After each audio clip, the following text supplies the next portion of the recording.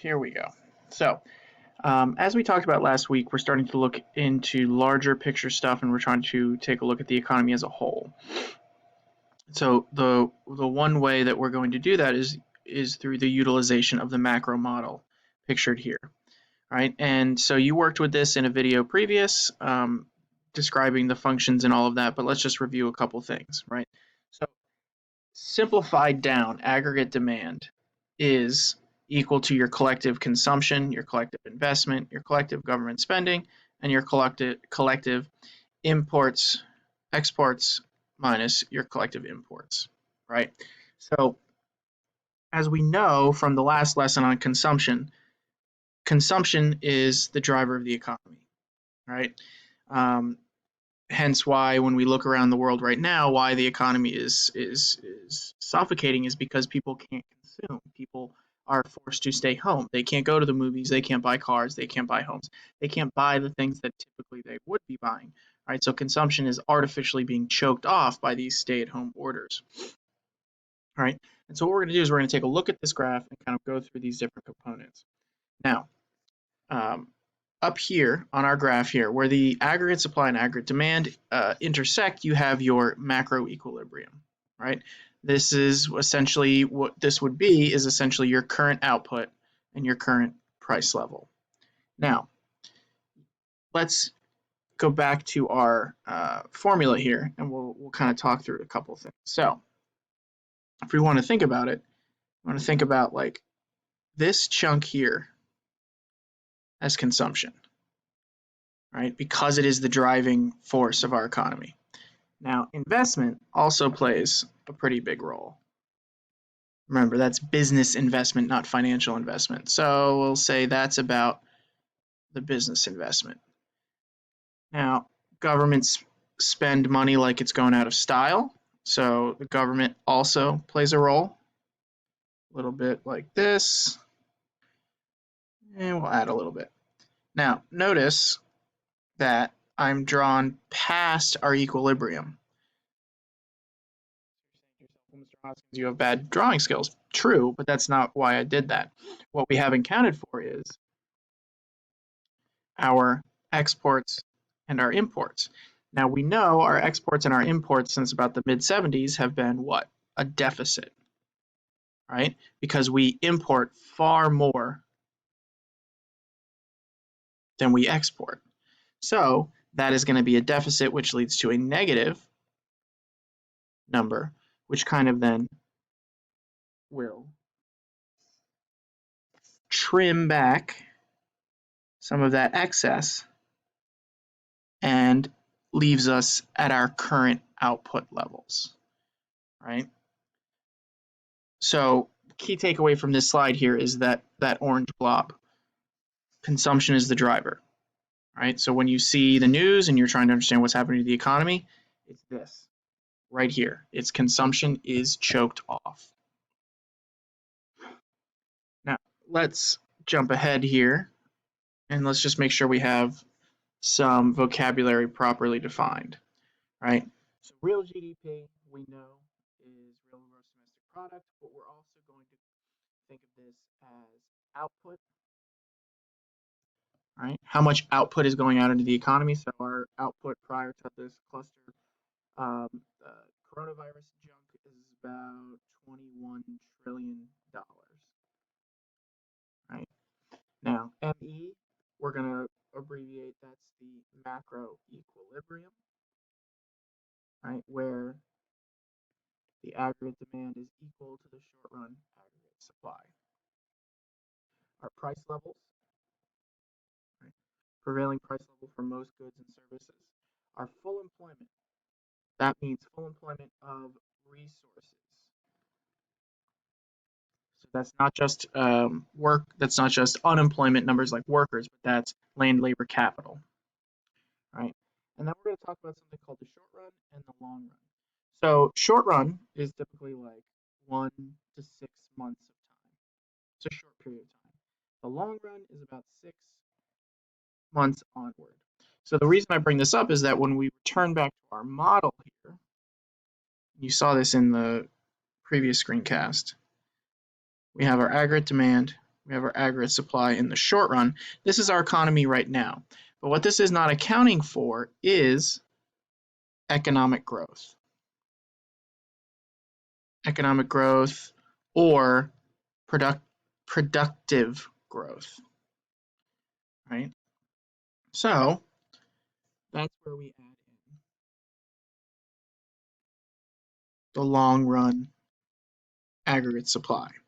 And what this represents again is our potential output, right? So much like the the PPC, the production's possibilities curve, that curve representing our limit of what is possible to produce given the set number of resources we have, that long run aggregate supply is representing that same concept.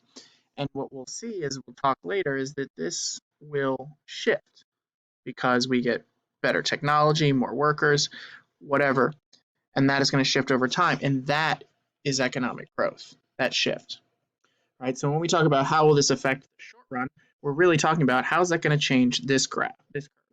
We're talking about the long run, we're talking about this graph. Now let's focus back to aggregate demand. So we know aggregate demand, whoa, no, no, no. We know that aggregate demand is very much like normal demand, has an inverse relationship with price level, right? Higher price levels, lower output, right? Now, this curve, just like on the micro side, can shift, right? It can increase and it can decrease. Now, a couple of the things that would cause these increases or decreases. A nation's exchange rate. So, if a nation's currency gains value relative to another, aka appreciates, that means us, the currency that has appreciated, can buy more goods and services from other countries, aka we can do what? We can import more. And if we import more, then we're not buying as much from here in the United States, and so that is actually going to have a negative effect on our overall economy because we're sending money to China, to Japan, to Germany. The production is happening over in those countries, and we're getting the goods and services. Now, as currencies depreciate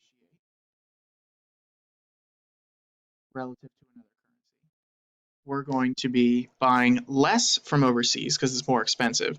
But on the other hand, those people in those other countries can now afford more of our goods and services, so we're actually going to have more exports.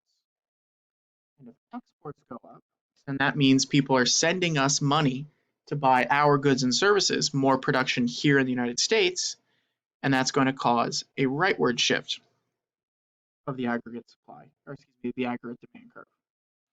Right? Now, the money supply, the total amount of money, we will talk later on in the course about this, but the money supply heavily regulates, the size of the money supply heavily impacts the interest rate to borrow or to just purchase money, aka borrowing, right? So if the money supply gets larger, right, money supply increases, the scarcity principle picks up, which means it's less scarce. When something's less scarce, what happens to the price? It goes down, so you're going to have a decrease in the nominal interest rate. And if the nominal interest rate goes down, what's going to happen to investment and interest-based consumption? Both of those are going to go up. So if the money supply increases, ceteris paribus, we should see a rightward shift of the aggregate demand curve. Now, if the money supply decreases, scarcity effect, less of it, more expensive, the nominal interest rate will increase. And if the nominal interest rate increases, investment and interest-based consumption will decrease, causing a leftward shift of the aggregate demand curve.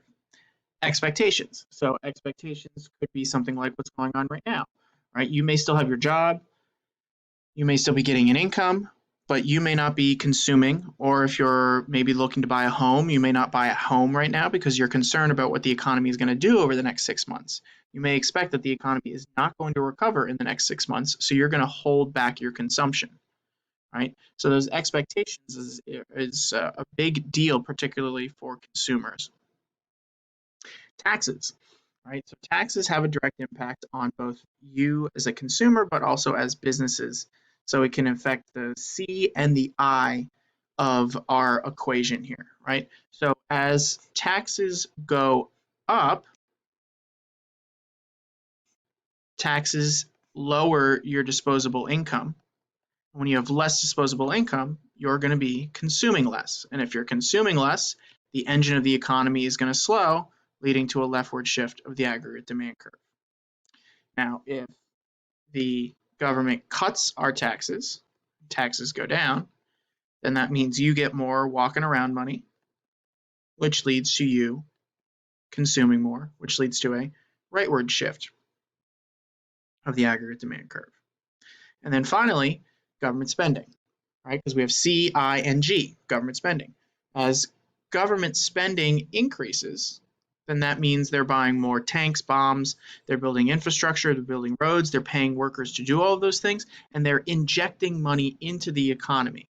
As government spending increases, we should see a rightward shift of the aggregate demand curve. As the government cuts its spending back, you should see a decrease in the aggregate demand curve.